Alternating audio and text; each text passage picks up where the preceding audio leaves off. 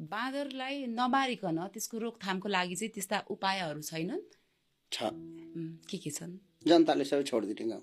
गाउँमै छोडिदिने? अनि के गर्नु त? उपाय भनेको त्यही हो। सरकारले भोजपुर टेम्केमै होइन, देशभरि पहाडी एरियामा देशभरि त्यहाँको मान्छेले सार्ने, सरकारले व्यवस्था गर्ने। त्यो भने उपाय भइगयो त। बाँदर हिँड्नुहोस् कि जो हिँड्नुहोस् त्यसको मतलबै भएन। मान्छे बसेर खानुपर्छ भने बाँदरलाई सरकारले नमारोस् न, तर जनताले मार्न पाउने कानुन बनाउनु पर्यो। मारेन भने त पशु अधिकारको कुराहरू पनि आउला त्यहाँनिर होइन? फेरि कसलाई लाग्छ? मार्नेलाई लाग्ला नि त कानुन त। बाँदर मार्दा कानुन लाग्दैन? यो देशमा नाउर मार्दाखेरि कानुन लाग्दैन। विदेशीहरू आएर नाउर भन्ने तपाईँले देख्नु भएको छ? नाउर भनेको कस्तो जन्तु? नाउर भनेको चाहिँ भेडा प्रजातिको ढोरपाटन सुन्नु भएको छ? त्यहाँ शिकार गर्न आउँछ। मैले देखेको छुइनँ नाउर।